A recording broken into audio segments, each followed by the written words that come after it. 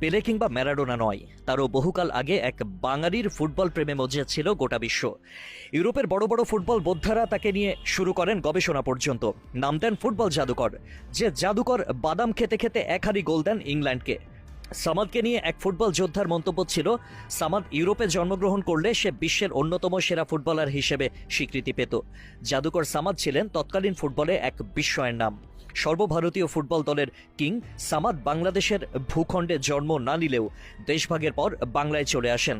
1933 সালের কথা। নাকুচু ব্রিটিশরা ভারতের মতো একটা দলের সঙ্গে খেলতেই চাইছিল না। তখনই অধিনায়ক সামাদ চ্যালেঞ্জ জানান, ম্যাচে গুনে গুনে ইংলিশদের এক হাঁড়ি গোল দেবেন তিনি। এরপর চ্যালেঞ্জ গ্রহণ করে ইংল্যান্ড। খেলা শুরুর পর স্বাভাবিকভাবে ইংলিশরা আধিপত্য বিস্তার করে। সামাদ তখনও বাদাম চিবোচ্ছিলেন। দলের সবার অনুরোধে শুরু করলেন জাদু দেখানো। প্রথম শটটি নিলেন গোলে, সেটি অল্পের জন্য বার মিস করে। সামাদ রেফারিকে ডাকলেন, বললেন বার পোস্ট ছোট, এটা গোল। ঠিক সে সময় অবিশ্বাস্য এক কাণ্ড ঘটে। রেফারি ফিতা দিয়ে মেপে দেখেন আসলেই বার পোস্ট 4 ইঞ্চি ছোট। সামাদের শটটি গোল হিসেবে ধরেন রেফারি। ম্যাচে আরও 3 গোল দিয়ে হালি পূরণ করেন সামাদ। ভারত জেতে 4-1 ব্যবধানে, আর তাকে জাদুকর উপাধি দেয় ব্রিটিশরা।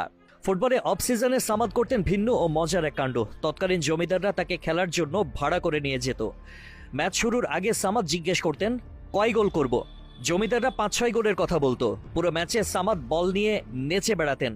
কেউ তার থেকে বল নিতে পারতেন না, কিন্তু তিনি গোল দিতেন না। 70-75 মিনিটের সময় উদ্বিগ্ন জমিদার তাকে গোল দেওয়ার কথা স্মরণ করিয়ে দিলে তিনি তাকে শান্ত হতে বলতেন।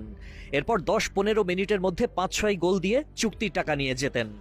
1915 থেকে 38, 23 বছর ছিল সামাদের খেলোয়াড়ি জীবন। 1924 সালে সামাদ ভারতের জাতীয় ফুটবল দলের নির্বাচিত হন এবং 1926 সালে দলটির অধিনায়ক হন। চীনের বিপক্ষে একটি ম্যাচে ভারত 3-0 গোলে পিছিয়ে থাকার পরও তার অসাধারণ নৈপুণ্যে 4-3 গোলের অবিস্মরণীয় এক জয় পেয়েছিল ভারত। 4টি গোলই করেছিলেন সামাদ। ভারতীয় দলের অধিনায়ক হিসেবে জীবনের শেষ ম্যাচ তিনি খেলেছিলেন ইংল্যান্ডের সার্ভিসেস একাদশের বিরুদ্ধে। ভারতের পশ্চিমবঙ্গের বর্ধমানের ভুরি গ্রামে 1895 সালের 6 ডিসেম্বর তার জন্ম। জাদুকর সামাদ নামে পরিচিত হলেও পুরো নাম সৈয়দ আব্দুস সামাদ। 1947 সালে উপমহাদেশ বিভক্ত হয়ে যখন পাকিস্তান ও ভারত নামক দুটি দেশ জন্ম নিল, তখন সামাদ চলে আসেন তৎকালীন পূর্ব পাকিস্তানের অন্যতম বৃহৎ রেলওয়ে শহর পার্বতীপুরে। এরপর পুরো জীবনটাই কাটিয়েছেন এখানে। 1964 সালের 2 ফেব্রুয়ারি এই ফুটবল জাদুকরের মৃত্যু হয়।